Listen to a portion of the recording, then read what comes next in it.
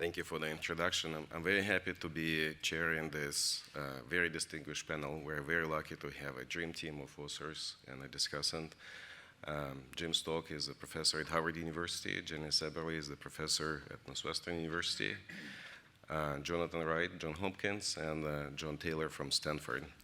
Their vidas are very, very long, so I'm not going to read you their achievements. I just want to assure you that we're very, very lucky to have this extremely distinguished panel. The first speaker is going to be Jim Stock. Thank you.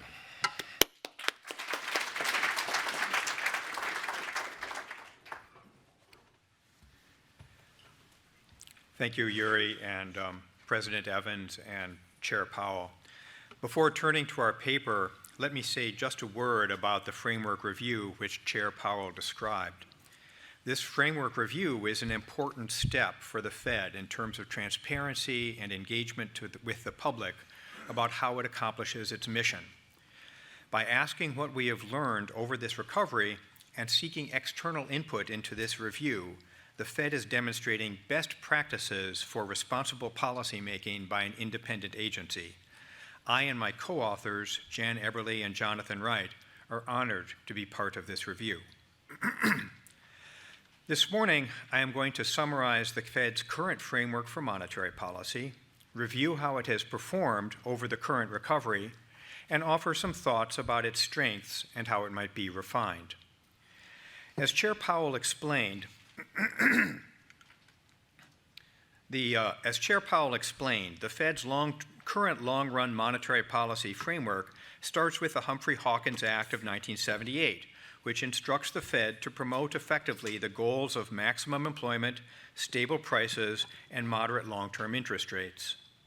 The methods by which this dual mandate of maximum employment and price stability is to be achieved are left to the Fed.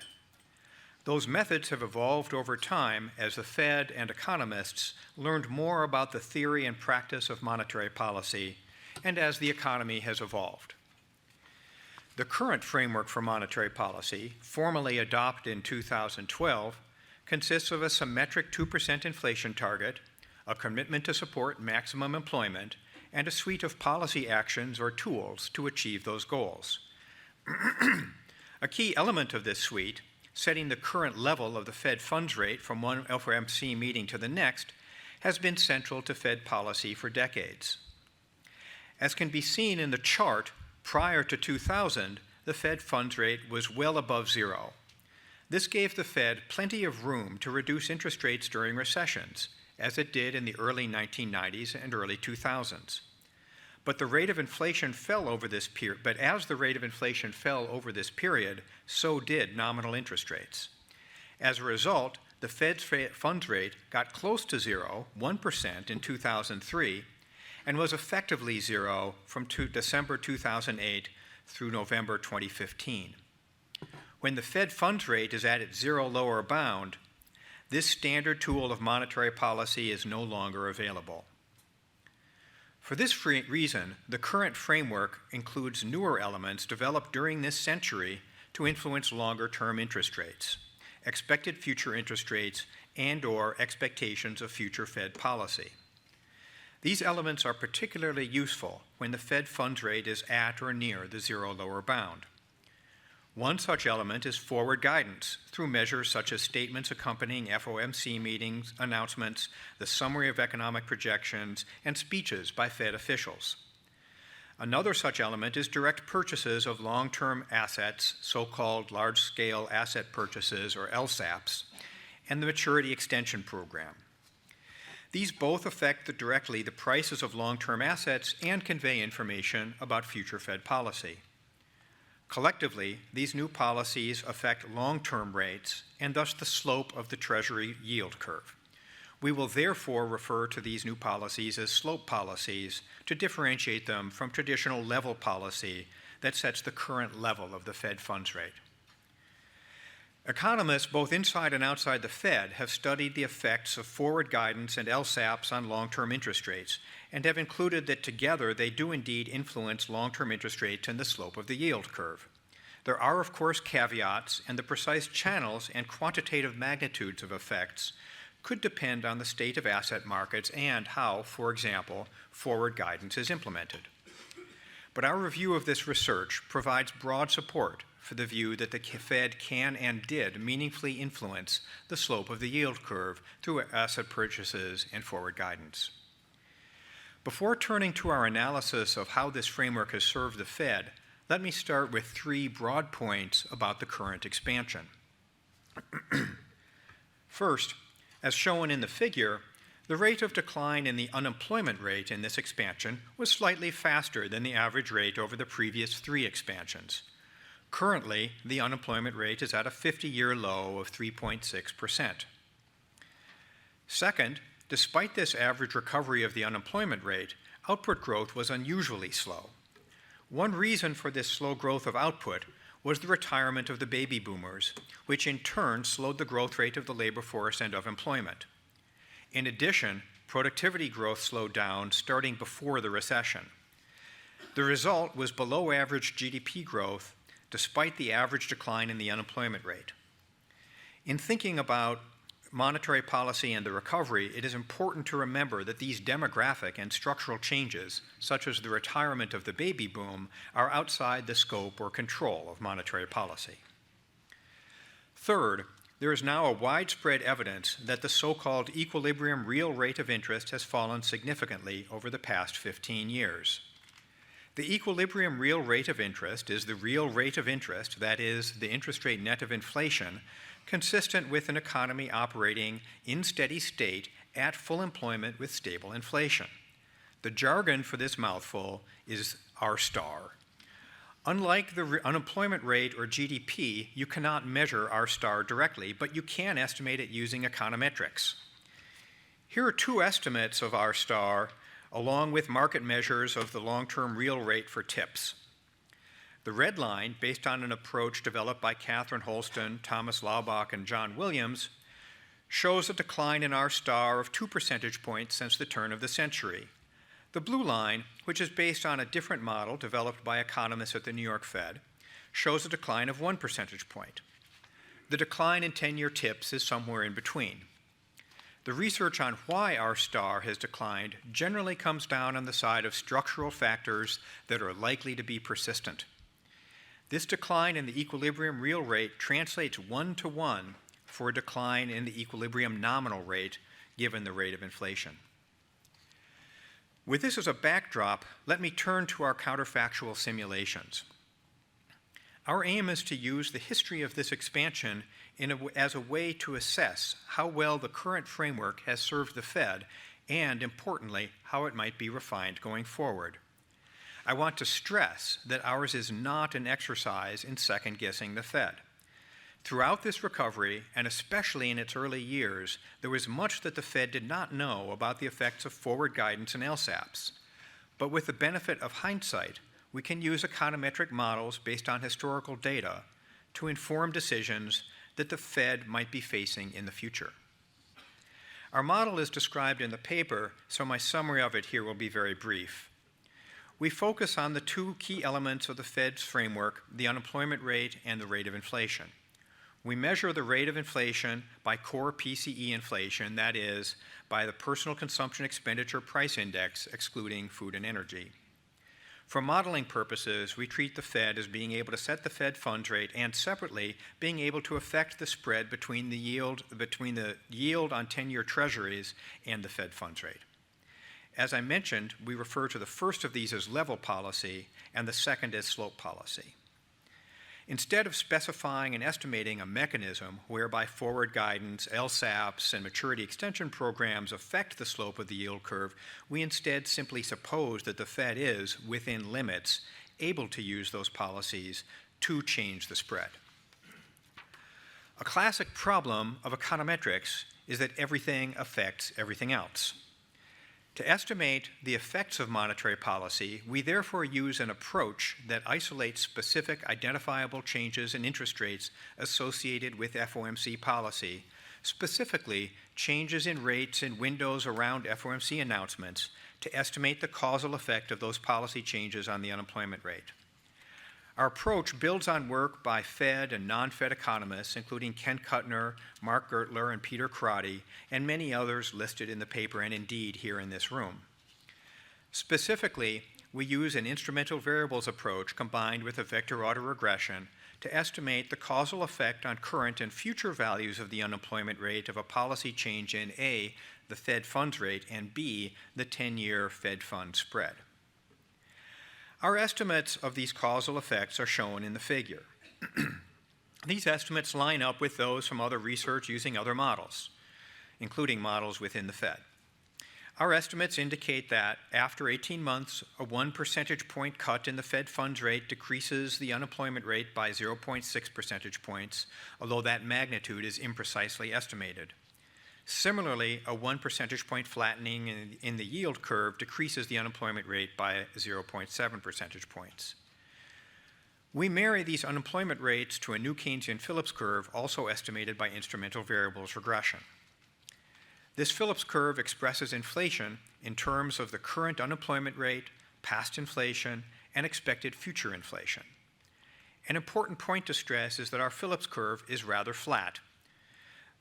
In the long run, a 1 percentage point increase in the unemployment rate decreases the inflation rate by only 0.2 percentage points. The reason for our flat Phillips curve is that we estimate it from the data, and that's what the data from the last 2 decades says. In our appendix, we investigate the sensitivity of our results to using a steeper Phillips curve. Using this model, we evaluate counterfactual scenarios by backing out the policy changes or shocks that would have been necessary to produce a different realized path of the Fed funds rate and/or the spread than was actually observed. We can then trace through the consequences of these shocks on the unemployment rate and the rate of inflation. We consider 5 sets of counterfactuals. The first imagines that liftoff of the Fed funds rate from 0 occurred a year earlier than it actually did. We use this relatively simple counterfactual primarily to illustrate how our model works. The second supposes that, somehow, interest rates could go far below 0. This counterfactual provides insights into how costly the 0 lower bound actually is. The remaining counterfactuals consider more subtle variations on the current monetary policy framework. Having different slope policies, inheriting rates of inflation and interest that are consistent with a higher inherited inflation target, temporary price level targeting, and another so-called lower for longer policy. The first counterfactual is that the Fed started to increase the Fed funds rate in December 2014, a year earlier than it actually did.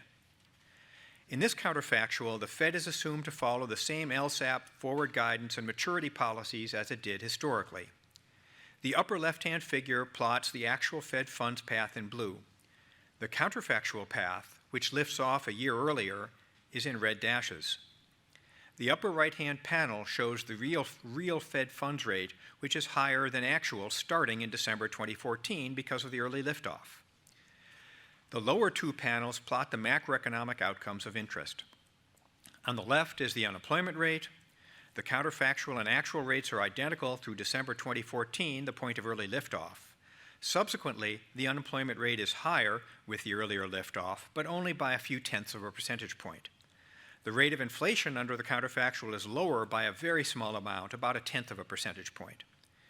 Basically, expediting liftoff by a year, or for that matter, delaying by a year, as is analyzed in the paper, sounds like a big change, but doing so would not have changed the Fed funds rate by enough, for long enough, to make much of a difference on macroeconomic outcomes, especially given lags in the effect of monetary policy.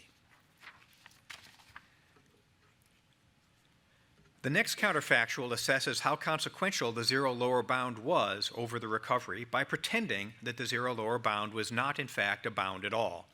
Specifically, we imagine that the Fed followed what it refers to as the balanced rule, which is a Taylor rule with a coefficient of 2 on the unemployment gap. With no 0 lower bound, the Fed would not have needed LSAPs or other tools of slope policy. This figure, which is a minor correction to one in the paper, shows that absent the 0 lower bound, the Fed funds rate would have fallen to negative 5.5%. Such a large drop should not be surprising. In the previous two recessions, which were much milder, the Fed funds rate fell by about 5 percentage points. Had such a large drop been possible, the unemployment rate would have fallen sharply. The recession would have been deep, but the recovery much faster. The inflation rate would have risen to above 2% early in the recovery. The lesson from this slide, which accords with much previous research, is that the zero lower bound is a big deal. Of course, interest rates cannot go deeply negative, so the next set of counterfactuals examine how effective slope policy tools have been to mitigate the economic costs of the zero lower bound. The first of these imagines what would have happened had the Fed done no LSAPs, but had the Fed funds path been the same as actual.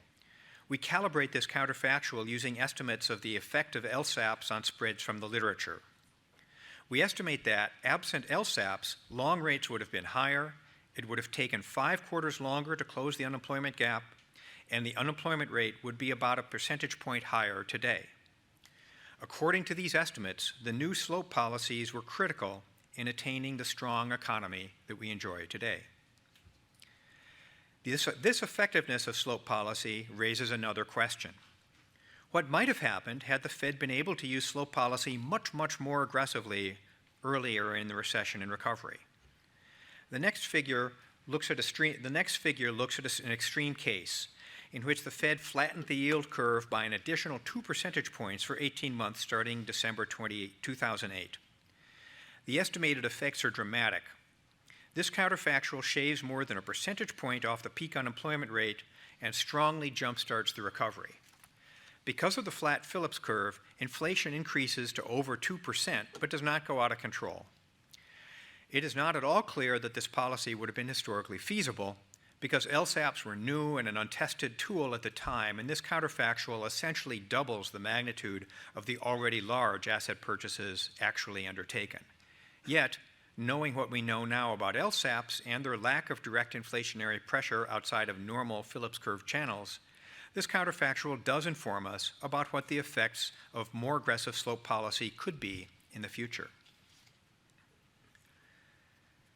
The next set of counterfactuals provides a different way to calibrate the extent to which the zero lower bound restrained the Fed's ability to influence the economy over this expansion. In the first, we imagine that the Fed inherited an additional percentage point of policy headroom coming into the financial crisis in the form of interest rates, inflation, and the inflation target all being 1 percentage point higher. We also assume for this counterfactual that the Fed did not engage in LSAPs. During the zero lower bound episode, the real Fed funds rate would have been a percentage point lower under the counterfactual, which would have spurred the recovery. As you can see, in this simulation, the counterfactual and actual paths of the unemployment rate are virtually identical. That is, the 2% inflation target and LSAPs produce the same labor market outcomes as an inherited 3% inflation target and no LSAPs. Because the paths of unemployment are the same, the inflation paths are the same as well, except that the inflation rate is simply shifted up by 1 percentage point. Said differently, LSAPs and the Fed slope policies made up for about 1 percentage point of headroom in the Fed funds rate that would have been available had it inherited nominal rates and inflation consistent with the 3% inflation target. The next counterfactual imagines that the Fed inherited a 3% inflation target, but also used its new tools of slope policy the way it did historically. That combination would have allowed earlier liftoff, the unemployment gap would have closed approximately 7 quarters earlier, and inflation rates would have been closer to target. In the paper, we also consider this counterfactual, but with an inherited 4% inflation target, in which case the unemployment gap closes 2.5 years earlier than it actually did, and the rate of inflation is essentially on target. One modification of the current framework that has been studied recently by Ben Bernanke and co-authors is to implement a temporary price level targeting policy while the Fed funds rate is at the zero lower bound. The temporary price level target we consider has a 1-year look-back. Specifically, in this counterfactual, liftoff occurs when inflation over the past 12 months has been on target. We estimate that under this counterfactual, liftoff would have been delayed substantially. However, that delay would have had little effect earlier in the expansion. We should note, however, that our simulation makes conservative assumptions on expectations, and we do not factor in any price movements that could arise purely because of the Fed's commitment to this strategy. Those expectational channels, as Chair Powell explained, can be important in theory. Those expectational channels require credible commitment by the Fed, combined with widespread understanding by businesses and consumers, and in practice, imperfect credibility and/or informational limits could limit their effectiveness. Our final counterfactual considers another so-called lower for longer policy, specifically that the Fed follows the original Taylor rule but keeps the Fed funds rate at 0 until it makes up the cumulative gap between the infeasible Taylor rule and the actual rate. This type of rule is also called a make-up rule or a shadow rate rule and dates back to Reifschneider and Williams in 2000. We implement this rule using no LSAPs. In this counterfactual, liftoff would not yet have occurred. Moreover, in the absence of LSAPs, the unemployment rate would be higher today and the rate of inflation lower than it actually was. Here, too, we need to caveat this conclusion because our model could understate the effect of a make-up policy on expectations.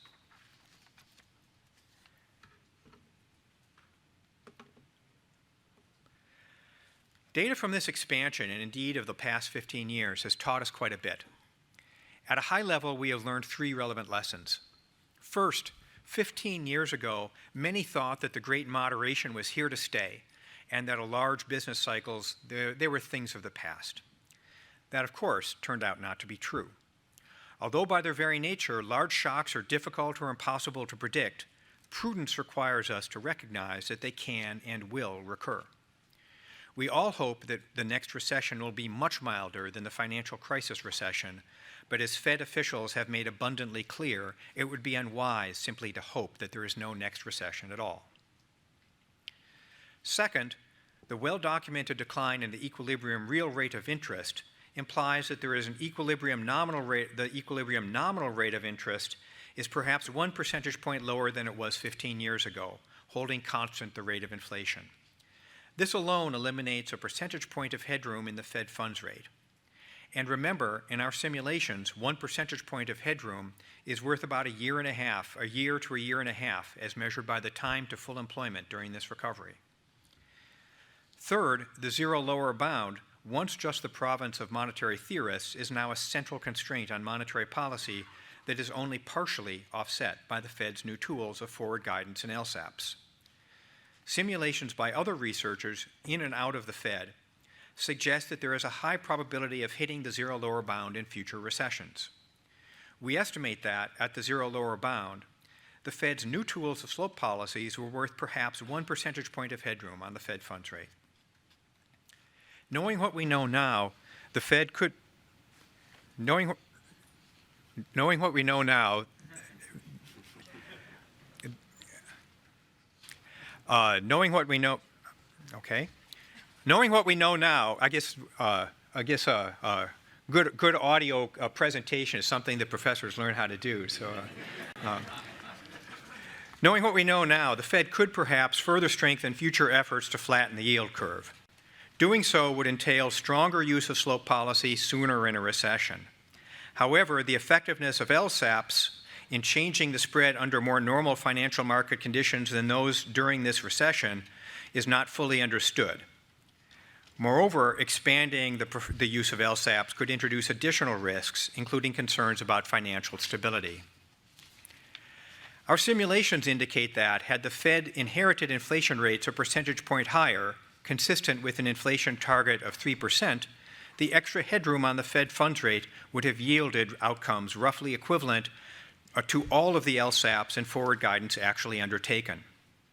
In a narrow sense, a 3% inflation target goes beyond a refinement of the 2012 monetary policy framework. But I would suggest that a higher inflation target is in fact consistent with what the 2012 framework aims to achieve more broadly. That framework is an articulation of the dual mandate. The now apparent decline in the equilibrium real rate of interest, combined with new evidence on the costs and likelihood of hitting the zero lower bound, show that a 2% inflation target both impairs the full employment side of the dual mandate and creates challenges to reflating to the inflation target.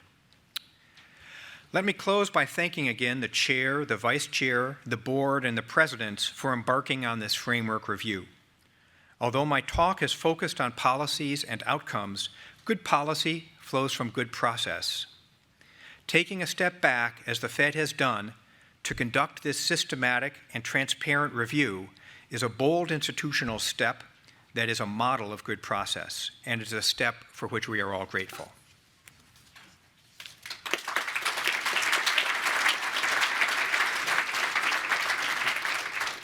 Thank you, Jim. The discussant is John Taylor.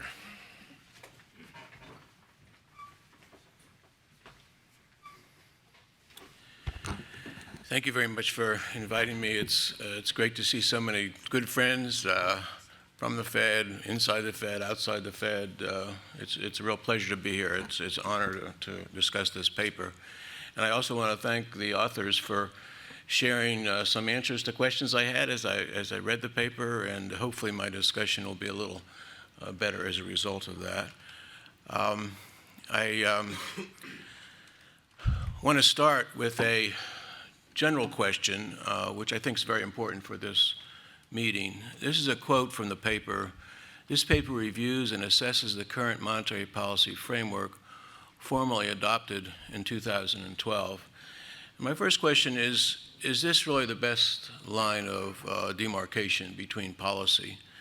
I think there's been changes recently, and 2017, and I'm going to talk about this in a few minutes, the Monetary Policy Report has begun referring to policy rules explicitly, some which were analyzed in the paper. I think the normalization of policy has been certainly more substantial in 2017, 2018. It's been undergoing huge amounts of discussion, largely successful in my view. There's been new appointments in this period who are terrific. And then the speeches, of course, have elaborated on how there's a connection between strategy and policy. I think that's different from before. 2012 is an important statement. It's really not so much about strategy in my view. As you look at it carefully, it's more about goals. If you look at that statement carefully, maybe it's the definition of strategy versus goals. But I think the strategy changes in different times. And I think it's also important to recognize the world did not begin in 2009. We had a terrible recession, and devastating in many respects. And at least I have argued that part of the reason was a deviation from rule-like policy, which began in 2003, 4, and 5. I've written about this, and so have others. There's lots of evidence that this is not just the United States, that there's evidence that's occurred in other countries. I give some references in the paper. And that I also emphasize that forward guidance really began before the recent period. There was explicit forward guidance, which many of us have written about, the so-called considerable period, the so-called measured pace period, which were very explicit statements of forward guidance. And they were there for a reason. They were there to try to have extra stimulus in the economy in the case there was concerns about the zero bound. And of course, the 1999 conference that Chair Powell referred to, there was wide discussion of these issues, and I'll come back to them in a minute. In any case, it's not so clear to me that 2012 is the best line of demarcation. For one thing, it forgets the period running into this terrible, terrible crisis, and we should learn from that. It reminds me, just as an aside, these days, when I teach Economics 1 to freshmen, and it used to be I could just refer to the bad old days of communism, and they'd know what I meant. Now they don't even know what I meant. It's forgotten. So I have to think, let's see if there's ways that people can remember. Of course, it's not the exact analogy, but the history is important. The centerpiece of this paper, which Jim has described quite well, is a model, and as I quote, newly developed for this paper. I can think of, it consists of three parts. One is the impulse response functions, which are derived from a vector autoregression. The impulse response functions describe the response of unemployment to both the level of the federal funds rate and to the slope of the yield curve. This is estimated through instrumental variables. I listed the instruments in my slides. It's basically based on an instrument which is the difference between the federal funds rate and the announced target for that federal funds rate. In a way, as emphasized in the paper, this is a substitute or an alternative to measuring the direct effects of large-scale asset purchases or forward guidance. It tries to put them all together in one lump. I think it has some problems that I'll mention in a minute, but that's not the whole part of the model. The second part is a Phillips curve, which is added to this impulse response function, and I'll show you a chart of that in a minute, again, kindly given to me by the authors. And I'll show you this chart. This is the impulse response function for the impact of the interest rate on unemployment, inflation, and the blue line is itself. So the orange line is the impact on inflation. Jim showed you a picture of that, impact on unemployment, I should say.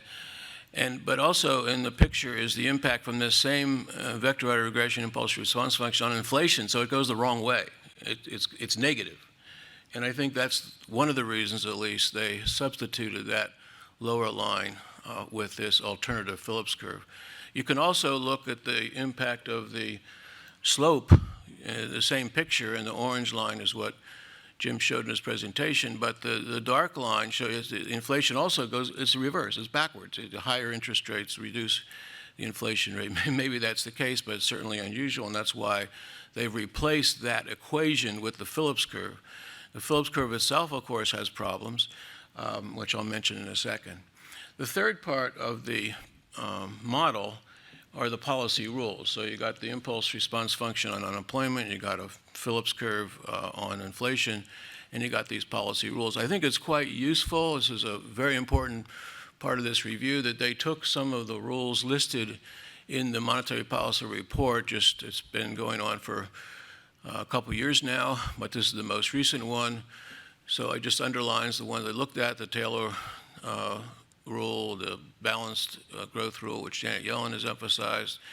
And the third one is one of these rules that's actually developed, came out of the conference that Jay referred to, Reif, Schneider, Williams, and they basically dealt with the zero bound, effective zero bound, by having interest rates stay lower for longer. And it's a very specific form. I love this because it's specifics about what the Fed does. It's not just saying something about price level targeting, it's exactly a description of what the Fed does. So they analyze this, so that's the idea. Now, I think there's lots of problems with this. I greatly respect the idea you're taking a model and analyzing specific policies. But first of all, there's really not separate evidence of the impact of the policies. For one thing, there's an inherent relationship between slope policy and level policy. I like to think of there's underlying any kind of model in the real world, there's a term structure of policy rules. So the description of how the long-term rates is very much related to the description of the short rate. You just can't separate them. In fact, people have shown this, and they've raised questions, deep questions in my view, fundamental questions about the impact of large-scale asset purchases, quantitative easing, on the yield curve. And so just give you, we had a monetary policy conference at Hoover just about a month ago. One of the papers was by Jim Hamilton, and I think this is quite telling. This is a picture that shows the periods of quantitative easing in green, and it shows the 10-year Treasury. So it goes the reverse. When the quantitative easing periods occur, the Treasury yield goes up, and it comes down in the off periods, goes up, down. I mean, someone's got to talk about this. This is what's in the data, is visible that anybody can see in the markets. So you got to tease out to get an alternative view. This is the main view that's out there. And I know there's evidence based on announcements and things like that people want to look at, but this is the example. Hamilton also presented this data in our conference, which basically just looked at the decision days, FOMC days or announcement days by the chair. And again, it goes the wrong way. The yields are rising during the green periods of announcement. So whatever we do, we have to face up to there's a huge amount of disagreement about this. I think this is correct. And the other views I've always been suspicious of because they're just based on announcement effects, and you don't see what happens after the announcement. There's no similar things. In any case, my other problem with this is it's really not a structural model as I've thought it to be, and been working on structural models forever, so to speak.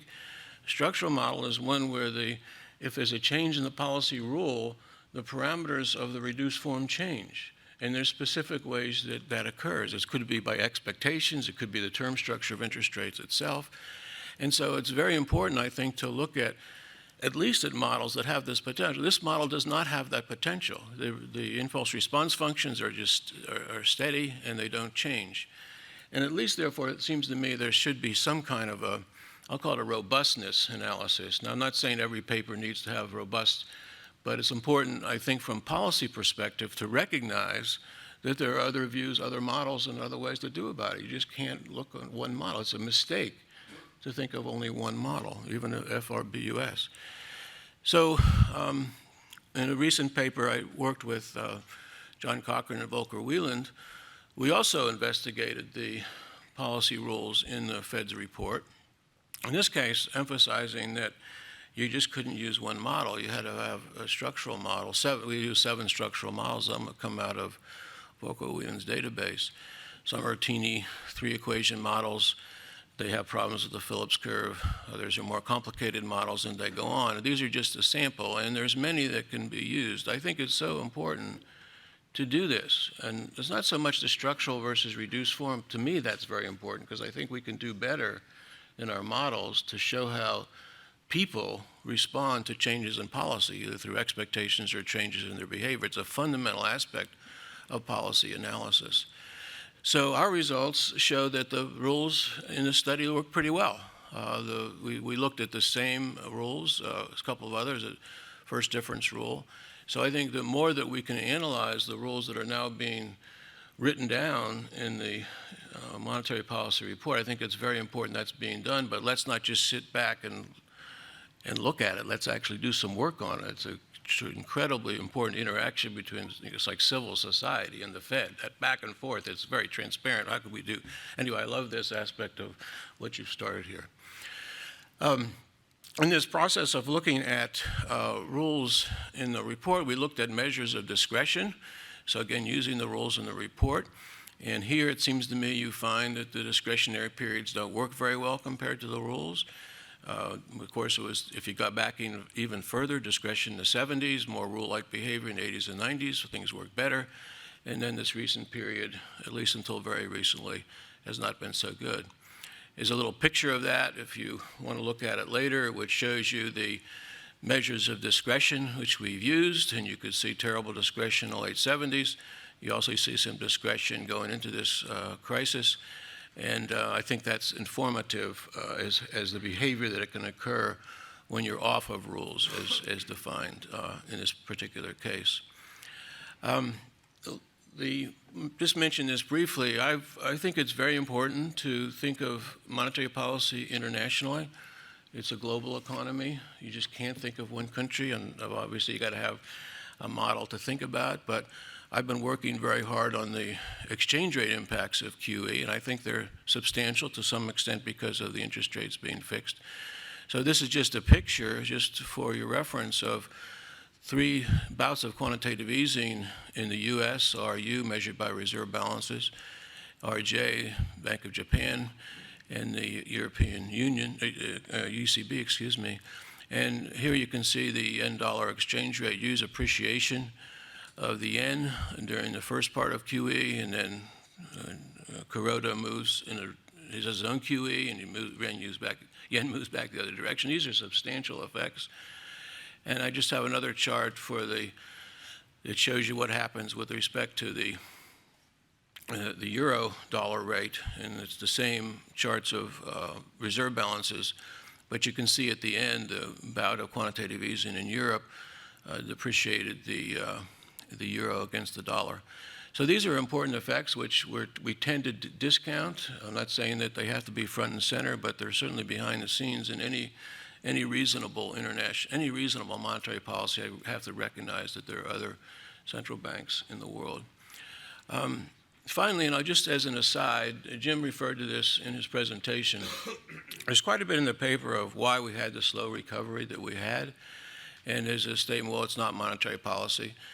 But I think it is policy. It doesn't necessarily have to be demand policy. It can be supply-side policy. And I think that's very much the case. And this is a picture of productivity which goes back further in time. And you can see the downs in the 70s and 80s, the ups in the 80s and 90s, and then down recently, and then maybe an up again in the last couple of years. This seems to be very important. There's a possibility that productivity growth is increasing again. I think it's related to policy, that we shouldn't just rule out policy as an answer. It may be secular. It may have nothing to do with policy, but there's so much evidence here it has to do with policy. It's not necessarily a monetary policy, though I do think it's important that the recent changes have resulted in better economic performance. The main thing is let's not rule out any kind of policy. The supply side policy, tax reform, tax regulatory reform are very important, so let's not forget that. And finally, in the last quarter of a minute, I think the evidence is quite weak that this new suite of slope policies works, and I've given some examples for that. I think it's very important to think of this in a robust way, not just one model, not just a model developed for a paper. I don't think the zero bound itself is a reason we had the policies. Clearly, 2003, 4, and 5 was not the reason. The zero bound was not the reason. I haven't discussed this too much in these remarks, but I don't think it's a good idea to raise the inflation target as implied, or even to accept opportunistic reflation. Rather continue with the normalization process. And then, of course, internationally, we should have a monetary policy that works well for all countries. I've written about this, rule-like policy, open capital markets, and a flexible exchange rate between zones. It seems to me that's how you think of this as an international context. So thank you very much for giving me the opportunity to discuss the paper.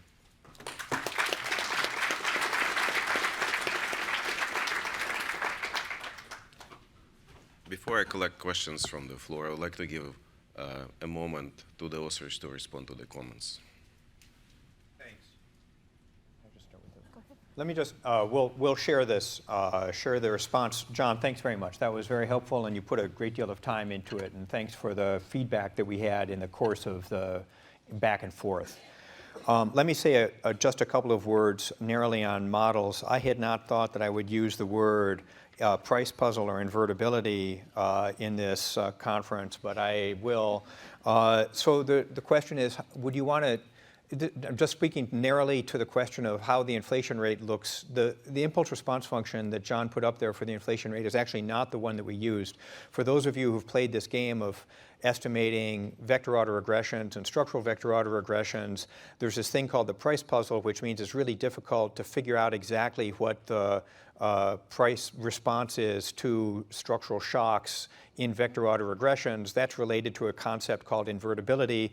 One of the features of this SVAR-IV method that is articulated in a paper that I have with Mark Watson in the Economic Journal last spring, a year ago, is that if you use instruments of the flavor that we're using, you can get around this invertibility problem using other approaches called local projection approaches. In the appendix, we cross-check our SVAR IV IRFs with local projection IV IRFs, and we are sort of in the same framework. So I actually am not particularly concerned about the unemployment rate impulse response functions. I don't think that that's really valid for the impulse response functions necessarily from the VAR, and that's why we don't use them. We use a Phillips curve so that we can control what the response of that slope and response of inflation actually is in a way that's consistent with lots of other models. And in the paper, we cross-calibrate the results from our model with other ones, both DSGEs and FURBIS that have been used.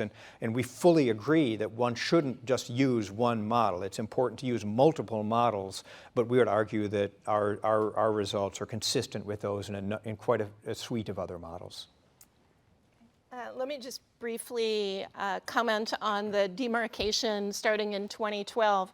My first reaction is to blame this on the vice chair, but our invitation for the paper was to evaluate policies post-2012. But I think there's a reason for that, because the the policy framework was laid out in 2012, and we wanted to be able to do policy counterfactuals in an environment that was generated by the data that we see. So in more formal terms, we wanted to be respectful of the Lucas critique and not run counterfactuals on data that was generated under different expectations.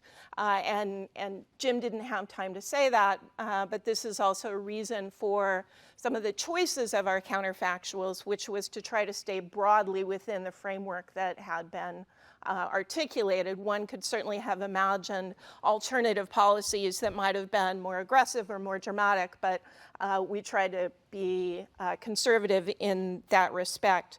And to be honest, we were pressing our mandate a bit, or we feared we were pressing our mandate a bit by going back to 2009 with the counterfactuals, as you saw in the charts. But that how you implement the policy starting in late 2008 and 2009 has such an impact on the outcomes beyond 2012 that we thought it was important to begin in 2009 because the cumulative effects are so powerful, especially if you want to look at alternative LSAP and incoming inflation assumptions. So those were the changes that we made already relative to the mandate. And I think we did include in the paper a historical buildup of policies, including historical use of forward guidance. So we wouldn't want to argue that the world started in 2012 or even in 2009. And it's always very difficult to know the persistence of the effects of LSAPs. You can get the announcement effects from event studies, but knowing how persistent that is tricky. But people have done analysis of looking at the housing market and mortgage originations, which would say to me that it did have a somewhat persistent effect, but how persistent is always hard to identify. Let me just say one final thing on productivity.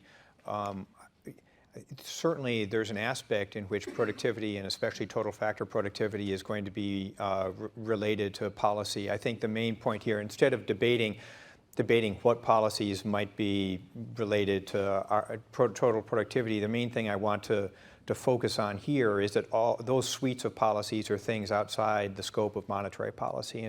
And I think that of the pantheon of things that might be affecting productivity, whether they're policy related or changes in the economy that are different or things we simply don't understand, it's really not something that can be affected by monetary policy, other than through monetary policy's ability to set a stable environment in which the economy can grow.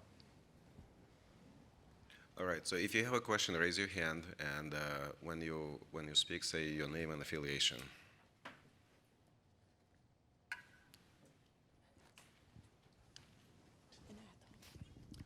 Thanks. Peter Hooper with Deutsche Bank. I wanted to pick up on this issue of whether or not monetary policy has an impact on productivity on the trend.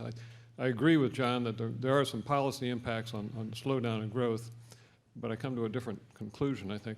With some empirical regularity, productivity does seem to pick up in after tight labor markets with a lag of a year or two behind increases in wage inflation. The wage Phillips curve seems alive and well. As labor markets have tightened, you've seen this kind of response. Now, in the 50s and 60s, we had tight labor markets, unemployment below Nehru about a third of the time. Since the 80s, it's happened less than 5% of the time. I submit that Fed policy aimed at combating inflation since the Great Inflation. There's been a bias against tight labor markets, and this probably has been a factor contributing to slowdown in labor, both in productivity and in labor share. But it comes to a different conclusion that maybe we should be allowing tighter labor markets, a little more inflation, to begin to shift these things the other way, a shift we've already begun to see.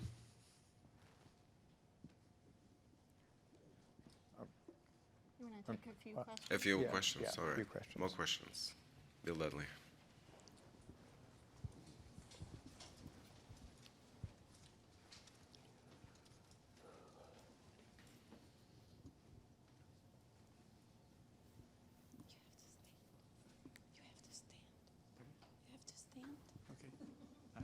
have to stand, okay. I can do that. One of the strongest implications of the paper is that it might be appropriate to raise the inflation target, so therefore the Fed would have more room to cut rates.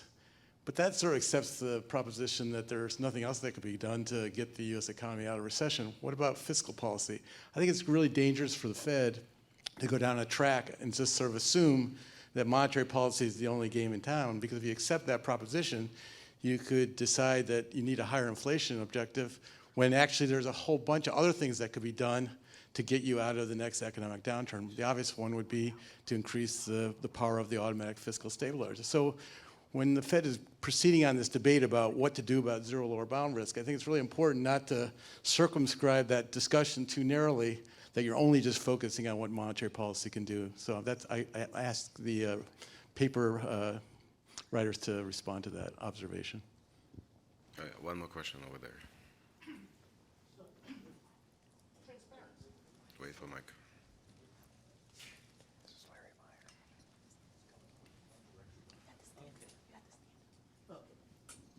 Please say your name. Okay, so first, transparency about objectives. Jim, I'm glad when you put them up, you put 2% inflation. You didn't put price stability in there. But then you called maximum employment. Well, what does that mean? Are you still using that?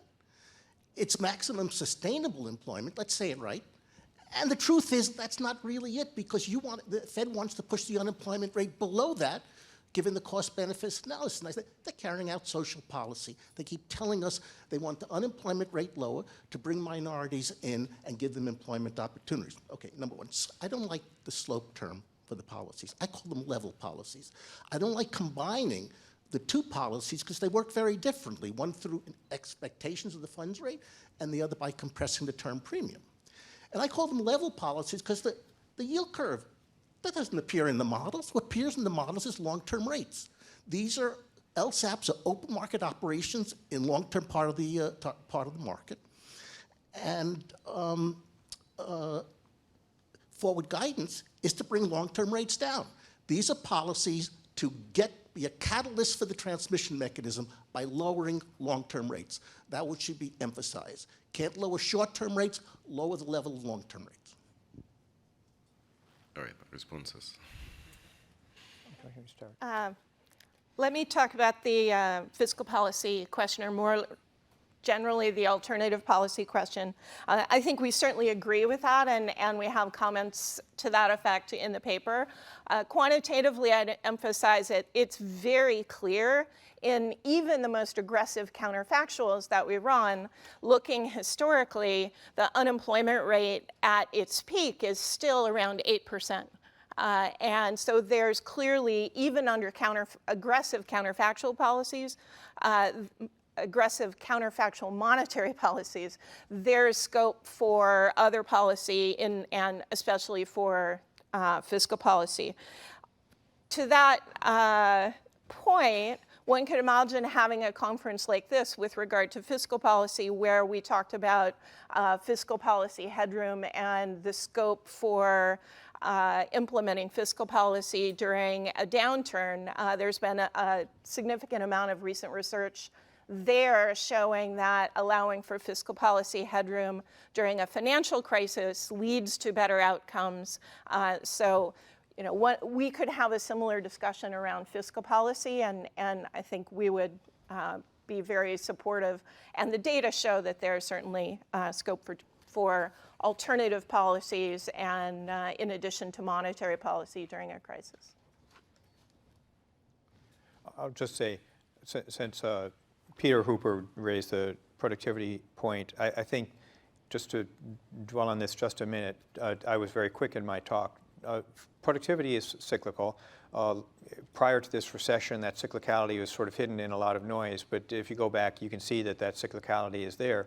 So certainly anything that works, any policies, whether they're fiscal or monetary or other, that work to stabilize a recession is going to help dampen the cyclical flows of productivity. That said, the current productivity slowdown in a secular sense, that is getting rid of the getting rid of the cyclical components started back in the mid to early 2000s. So whatever we're going to look at as being the source of this productivity slowdown, we've got to go before this particular recession and before this particular recovery, and certainly before the big policy actions that the Fed and the federal government has taken during this recovery. So I think that's an important level set in terms of the current productivity slowdown.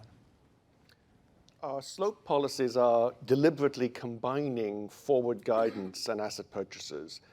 Empirically, it is in our methodology. It is very, very hard to separately identify that. They were too collinear. So we haven't really teased those two pieces apart. An important general point, following up on what Jan was saying, is both in this paper and in a lot of other papers using FERPA simulations and DSGE models. There are a lot of policies that help in a downturn, but none of them are magic bullets. Even very effective monetary policies would still leave a lot of scope for something like fiscal policy. Governor Kashkari.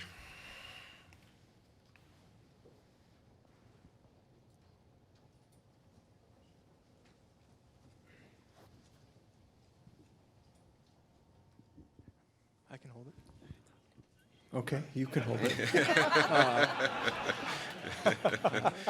Neil Kashkari, Minneapolis Fed. For John, you showed the 10-year Treasury and raised the question of how effective was QE and was it persistent. Have you looked at what Japan has done with term premium control or yield curve control? I'm curious, do you have views on that as a way of solving for the question that you raised? So I think, yeah, the Fed's, the BOJ's targeting the 10-year, they've targeted it. They buy and sell at that level to keep it in line. You can certainly do that. The question is what it does to the short rate and the whole term structure.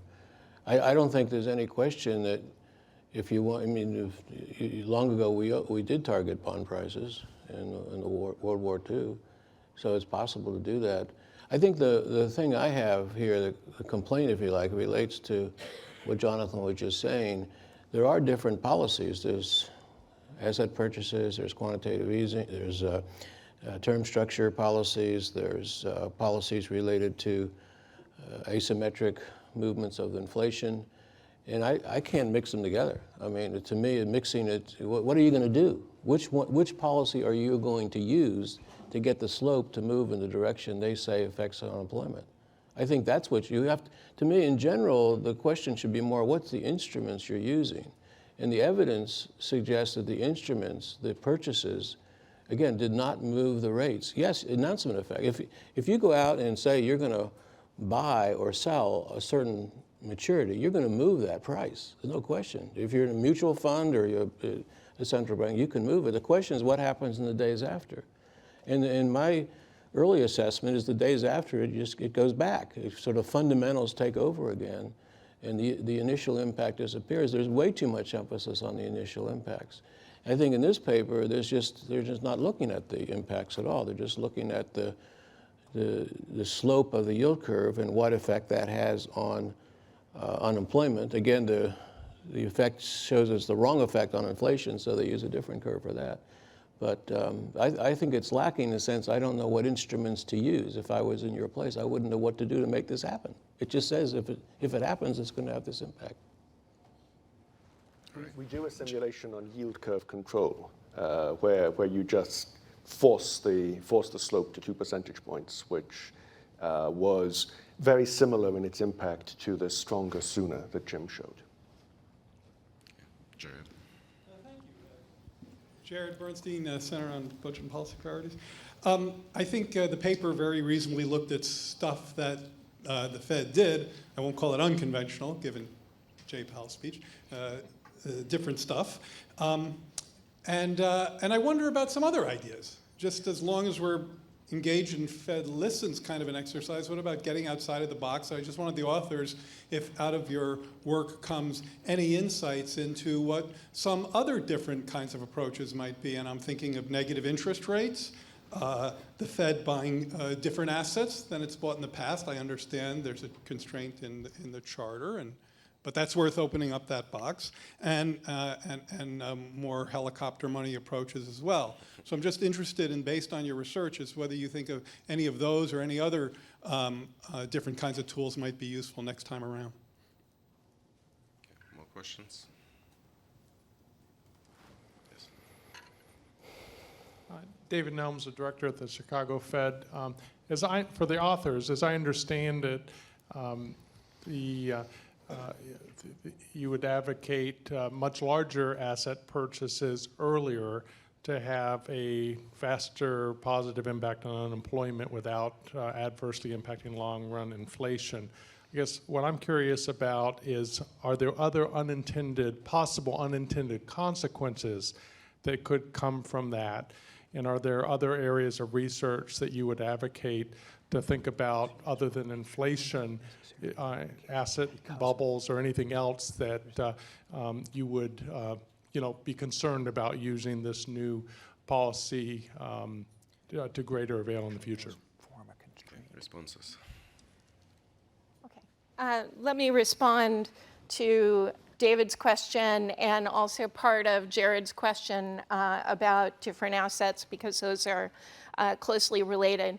So I want to be clear, in the counterfactual that we run on the more earlier, so an earlier, larger intervention with LSAPs, while we run that counterfactual, we're saying among ourselves, we're careful not to advocate for that, because we're pointing out as well there's a number of caveats, and that's really the second part of your question. So in particular, some of the questions people are raising about doing LSAPs earlier, when Jim gave the caveat that we're not second-guessing the Fed, that's a particularly tricky counterfactual to try to execute, because what that counterfactual does is implement LSAPs in a very at a very high magnitude very early. So it was probably the time of most uncertainty about the state of the cycle, about the state of financial markets. So that's probably the time when the caveats have the most force. So executing on that policy is extremely difficult. And then there's also the unintended consequences. And this is related to Jared's question about using alternative assets.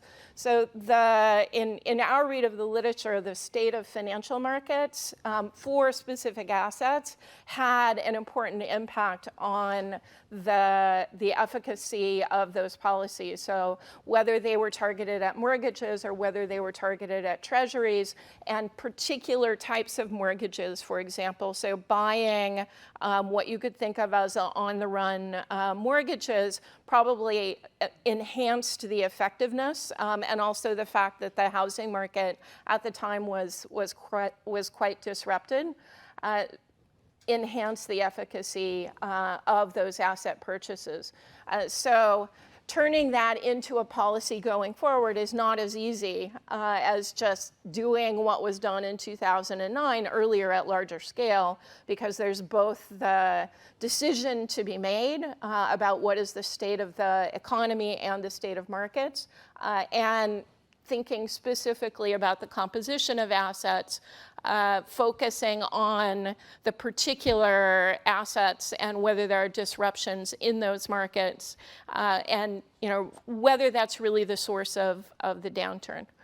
So I think those are actually some of the hardest questions and the biggest caveats that come with running the counterfactuals and trying to turn them into policies going forward. A way of getting part of the stronger sooner might also have been in forward guidance as opposed to LSAPs. And the form of forward guidance that was being used up until 2011 was more qualitative and actually left 1 year and 2 year rates quite far away from the zero lower bound. And it was only when dates and thresholds were brought in that the yield curve was pushed down to zero around 2 years out. That's not going to get you all the way to what we're talking about at the stronger sooner, but it gets you a little bit of the way there. And then on Jared's question, we did think quite a bit about negative interest rates. I think that maybe a rock bottom operational level of negative rates might be something like minus 30, minus 40 basis points.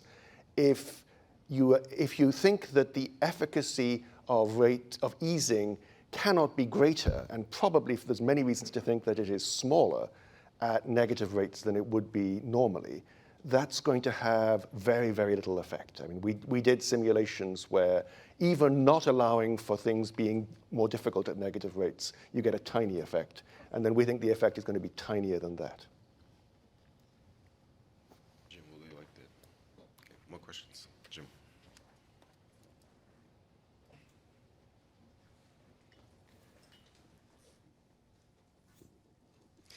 Jim Bullard, St. Louis Fed. So just on this discussion about doing more QE sooner, the first time through, and this has already been mentioned several times, but the first time through, there was a lot of learning going on. People did not understand, even policymakers, I think, didn't understand what was going to happen. Now when we go back to the zero bound at some point in the future, that will all be different. So would that be a big enough effect, and you actually can do the same amount the next time around that you did the first time, but because it's already been reinforced through expectations? That seems like the kind of thing we'd like to get at in future research, is to understand how powerful those expectational effects could reasonably be expected to be the next time we visit the effective lower bound. And one more question from Benjamin Friedman.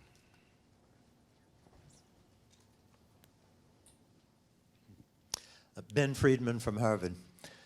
I'd like to throw out a research challenge to the Federal Reserve, but also to the profession as a whole. This is not directed just to the three authors who are sitting here. As several other people have mentioned already, the 800-pound gorilla lurking in the lines of the paper we have here this morning is whether the Federal Reserve should change the inflation target from 2% to 3% or whatever. The instruction from Congress, after all, doesn't have a number in it. Several people have pointed out the instruction refers to price stability, and it's the central bank itself that has decided that that means 2%. Well, 2% may be the right number, and it may not, but to be honest, the amount of serious research that went into establishing 2% as the number is embarrassingly thin. There just wasn't much to it. And it's not just a fault of the Federal Reserve. The economics profession as a whole has done remarkably little serious research on the cost of having one level of stable inflation versus another, or even the question of whether one low level of inflation is inherently unstable in the way that another one is. Could it be the case that 3% inflation is inherently unstable? 2% is inherently stable? We simply don't know.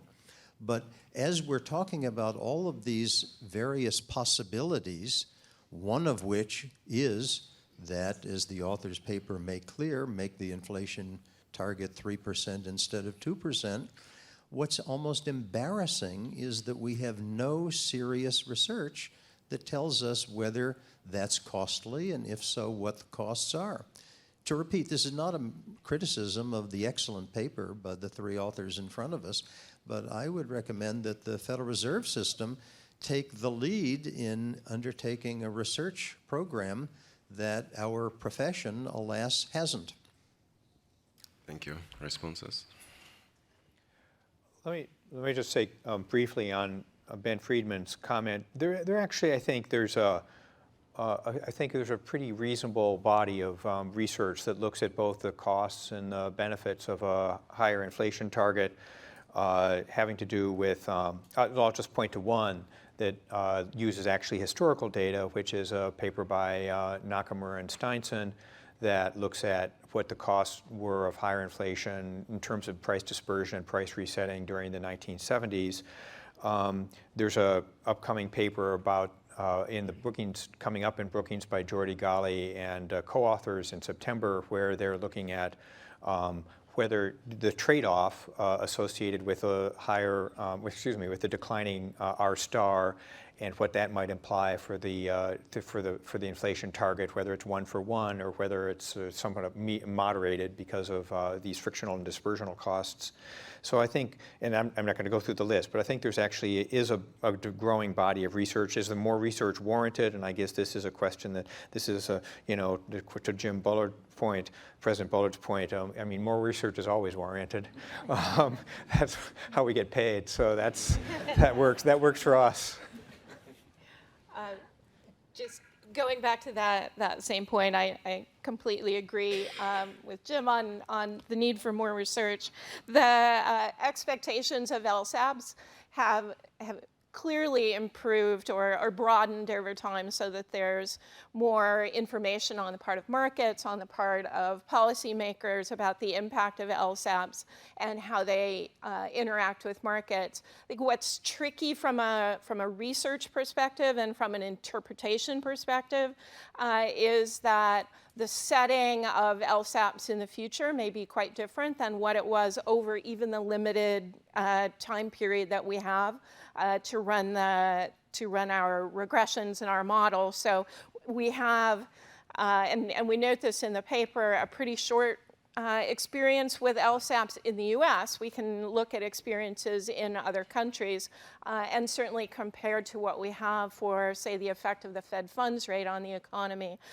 We wanted to be a little circumspect about the implications of LSAPs. But you're right that we have learned quite a lot. We would benefit from some natural experiments of how markets behave under disrupted circumstances versus under more normal financial market circumstances to try to tease out the effect of LSATs in different states, and then as Jared was asking, for different assets. So that's sort of the research agenda I would hope for. Okay, 2 more questions over there. Mike Kiley.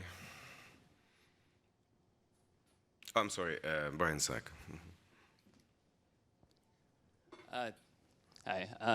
So just following up on this idea that expectations of LSAPs are important. I mean, you show that slope policies implemented early can be very effective. So it seems to me it's very important to take steps to encourage markets to understand LSAP policies and to get them priced in earlier. And so I was wondering if the panelists had views from a practical perspective of steps the Fed could take to facilitate that process. And I could think of a couple of things. I mean, one would be the Fed talking more about the kind of policy rules it thinks is appropriate for LSAPs. You're not going to follow a policy rule, but we all sort of have a good sense of what a policy rule looks like for the funds rate. We all talk about the balanced approach rule. Maybe if the Fed spoke a bit more about what sort of policy rule it saw as appropriate for LSAPs, that would be helpful and let markets price it in sooner. Another step would be maybe including balance sheet variables in the SEP, and maybe there's other steps as well. So I was just wondering practically, is there a way for the Fed to just encourage those expectations formations early in a way that would be helpful? Okay, 1 more question from Chris Ersag. So my question is related to Brian's. So the effect, the effect of central bank actions on long-term interest rates depend on both direct asset purchases as well as forward guidance.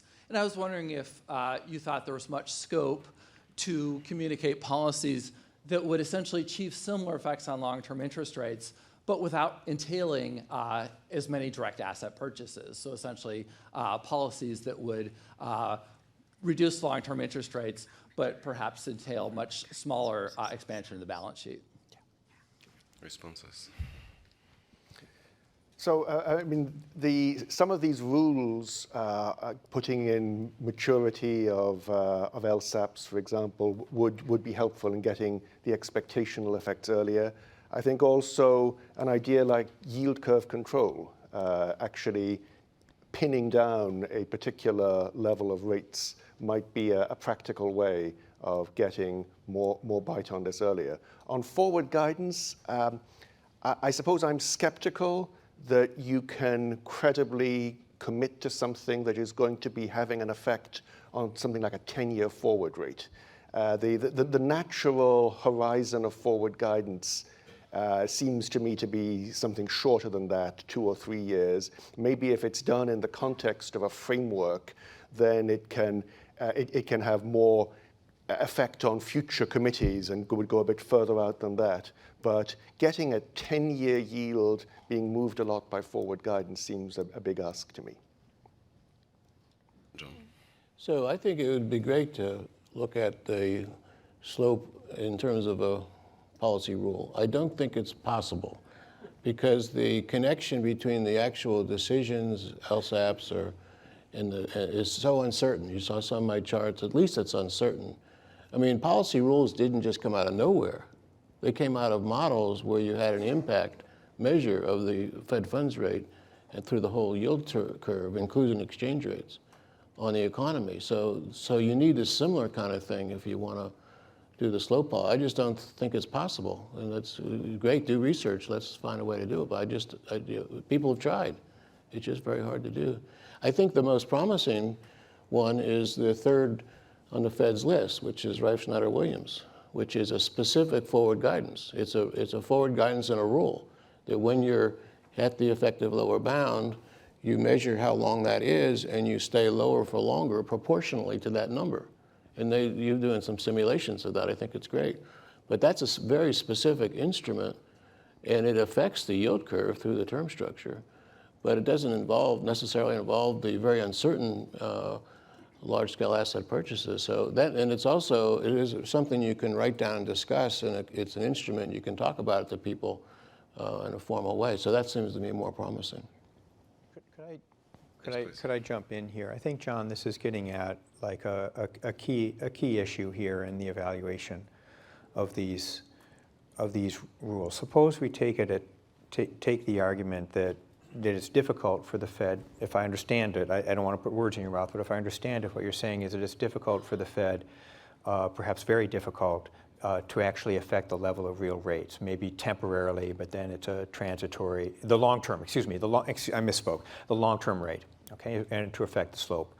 So then we're left with the Fed funds rate, and then the question is how constraining is the zero lower bound? Now, all of our simulations indicate that it's very constraining, and that if you don't have the tools of long-term asset prices and forward guidance materially affecting not just the level, but expectations as transferred through the whole yield curve, that you have very substantial constraints on what the Fed is able to do in terms of countercyclical policy. Now, the only hope for that resuscitating is your critique of our model, which is that our impulse response functions are not adapting to a particular rule, and that somehow if we change the rule, the entire economy is going to transform, and that it will be much more effective and keep us away. But to do that, you've got to take this leap of faith. You've got to do